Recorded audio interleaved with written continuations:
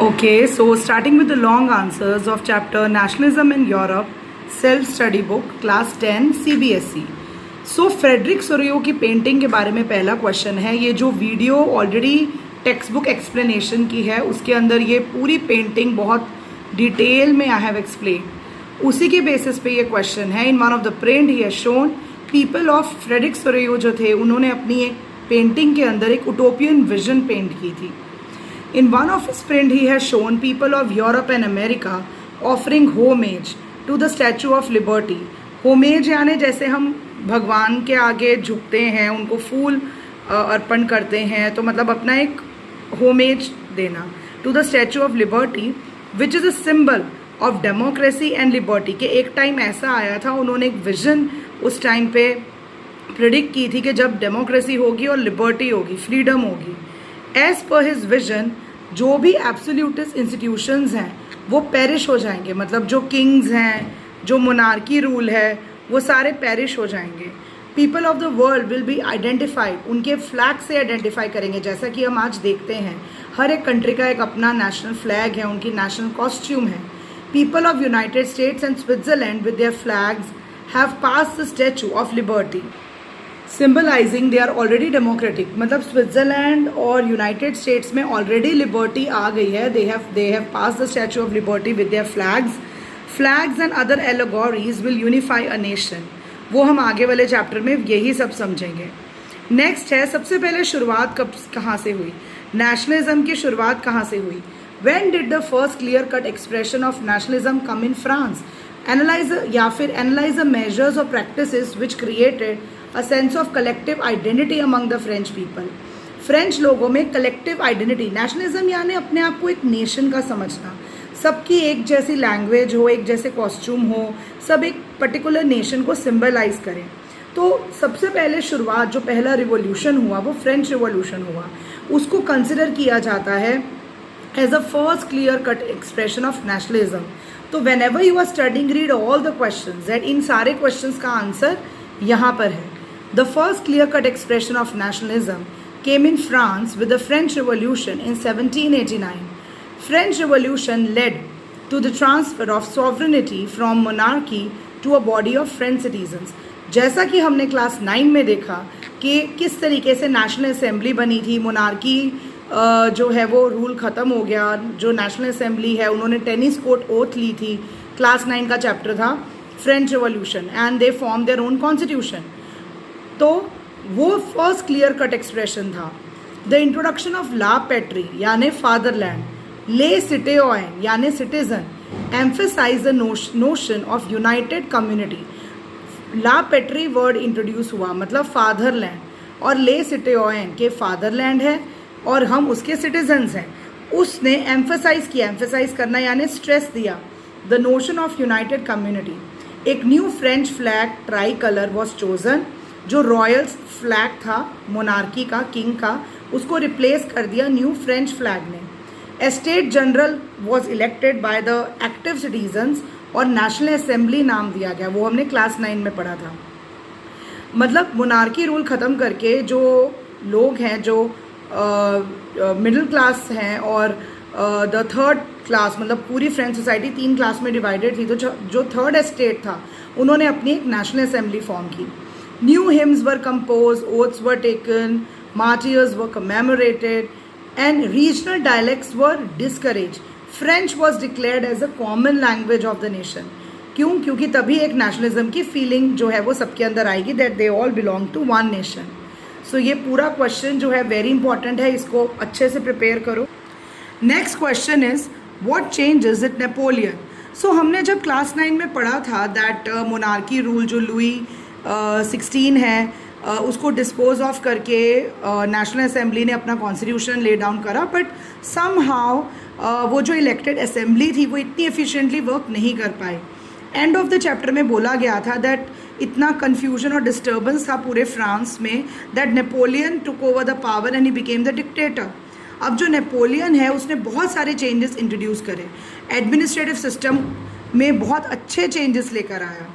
Napoleon explain any 4 provisions of Napoleon civil code. तो वो जो चेंजेस नेपोलियन ने किए उसको हम नेपोलियन सिविल कोड भी बोलते हैं। Explain the revolutionary principles incorporated by Napoleon in the administration of France during his reign. Napoleon introduced the Napoleonic Code which did away सारे privileges, यानी by birth आपको कोई privilege नहीं मिलेगी. Everyone is equal before the law and secured the right to property. सबको right to property है. Many parts of Europe like Dutch Republic, Switzerland, Italy and Germany, Napoleon ने सारे administrative divisions को simplify किया, feudal system abolish करा. Feudal system serfdom मतलब प्रीजन्स को free कर दिया सर्फडम से और मेनोरियल ड्यूज से. फ्यूडल सिस्टम यानी ज़मींदारी सिस्टम जहाँ पर ज़मींदार होते थे, जैसे कि उनके अंदर जो पीजेंट्स होते थे they used to work and they were charged lot of taxes. And serfdom यानी काम करवा लेना अपनी फील्ड्स पे और कोई वेजेस ना देना, यानी स्लेवरी की तरह. तो उन्होंने नेपोलियन ने serfdom, manorial dues, feudal system abolish किया कुछ जगहों पर. गिल्ड रिस्ट्रिक्शंस हटा दी टाउन से. What were guild restrictions? Guild restrictions वो होती हैं जैसे जो आपस में जो बिजनेसमैन हैं, अलग अलग ट्रेडर्स हैं जो इंपोर्ट एक्सपोर्ट करते हैं, वो अपना ग्रुप बना लेते हैं जिसको हम बोलते थे गिल्ड. उसमें ये था कि वो फिर किसी भी न्यू कमर को आने नहीं देते थे, कोई न्यू ट्रेडर को अंडर एंट्री नहीं होती थी. तो उससे ओवरऑल ट्रेड या ओवरऑल कंट्री के प्रोग्रेस पे इफेक्ट पड़ता था. तो Napoleon remove the guild restrictions जो उनके ट्रेड यूनियंस थी. He laid stress on infrastructure. Napoleon ने ट्रांसपोर्टेशन, कम्युनिकेशन, बैंकिंग सिस्टम ये सब बहुत अच्छे से डेवलप करा. और पीजेंट्स, वर्कर, बिजनेसमैन और new reforms were appreciated by everyone. Uniform laws थे, स्टैंडर्डाइज्ड वेट्स थे, सारी common national currency was introduce. पहले कैसे होता था कि आप एक जगह से दूसरी जगह जाओ फ्रांस में ही तो भी आपकी करेंसी चेंज हो जाती. Okay, so now discussing the next question. Explain the concept of liberal nationalism which developed in Europe in the early 19th century. So we are talking about nationalism. So now सबसे पहले है liberal nationalism. What do you mean by liberalism? Idea of liberal nationalism. How did idea of national unity in early 19th century Europe allied to the ideology of liberalism. So ये जो भी liberalism पे based questions हैं ये उनका answer है. The ideology of liberalism was an important factor which promoted the sense of nationalism.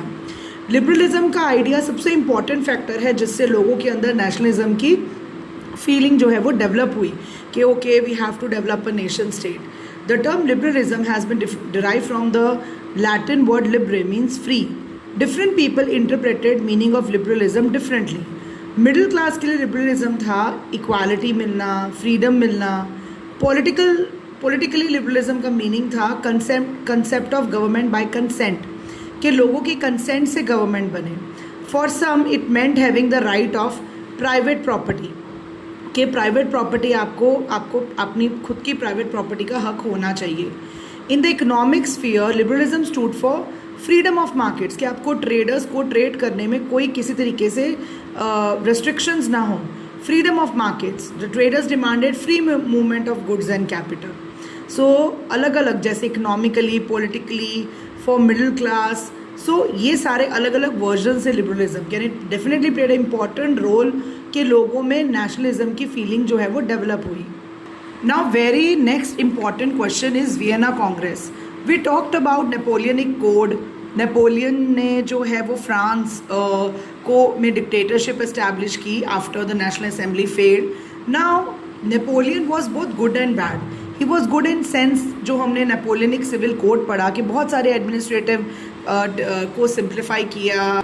But Napoleon was bad in a way because he was always engaged in war. वो हमेशा अपनी territories बढ़ाना चाहता था. उसकी वजह से नेपोलियन के बहुत सारे एनिमीज़ मिल गए. So there was a battle of Waterloo जिसके अंदर जैसे प्रूशिया है, ऑस्ट्रिया है, इन सब ने मिलके there was a battle. All these 4 nations, Austria, Britain, all these 4 nations fought a battle of Waterloo with Napoleon and finally Napoleon was defeated. उसके बाद एक ट्रीटी ऑफ वियना नाम की जगह पे एक ट्रीटी है, एक बेसिकली एग्रीमेंट होता है, वो साइन हुई. The basic objective of the treaty of Vienna was to undo most of the changes जो भी यूरोप में आए हैं. The Bourbon dynasty which had been deposed during the French revolution was restored to power. वो फिर से power में आ गई. France lost the territories. जो it had annexed under Napoleon. Napoleon ने जो भी टेरिटरीज एनेक्स करी थी वो फ्रांस लॉस्ट।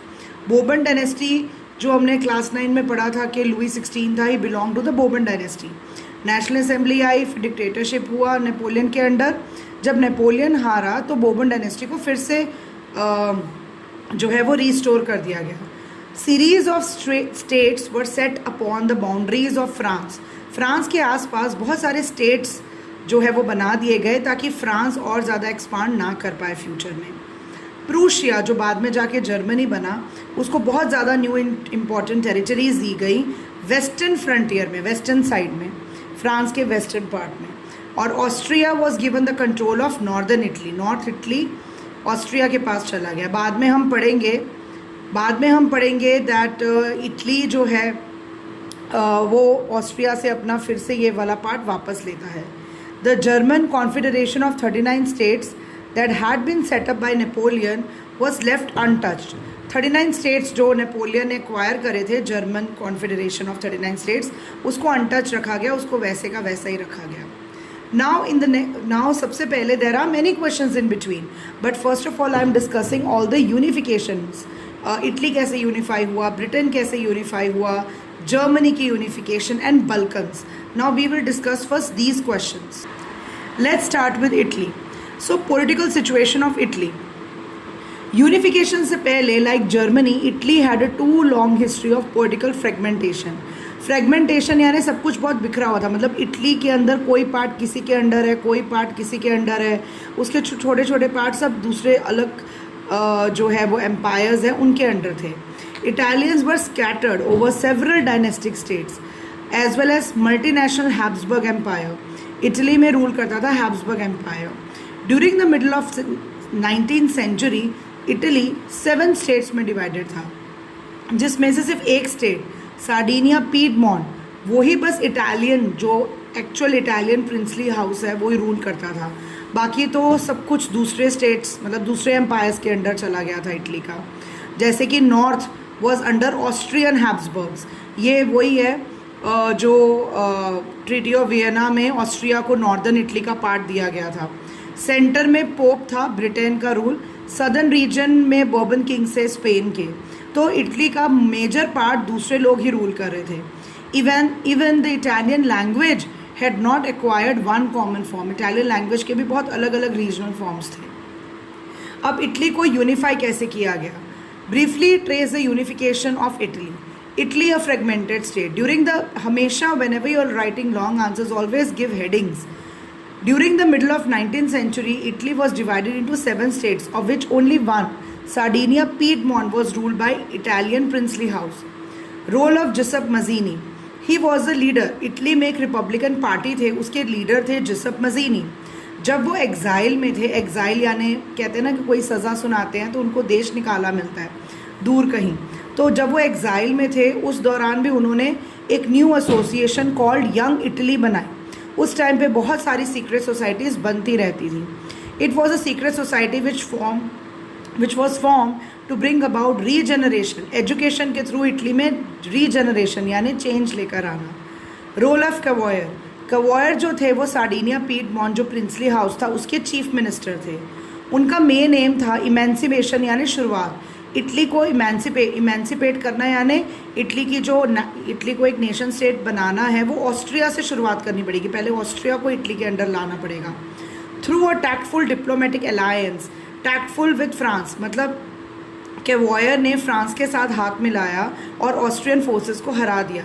टैक्टफुल यानी बहुत चालाकी से. डिप्लोमेटिक ये होता है कि जब आप किसी और के साथ हाथ मिलाकर कुछ नेगोशिएशंस, कुछ दोनों आर्मी एक साथ मिलके कुछ डिप्लोमेटिक पॉलिटिकली आप एक ऐसी अरेंजमेंट बनाओ कि आप अपनी ऑपोजिशन पार्टी को हरा पाओ.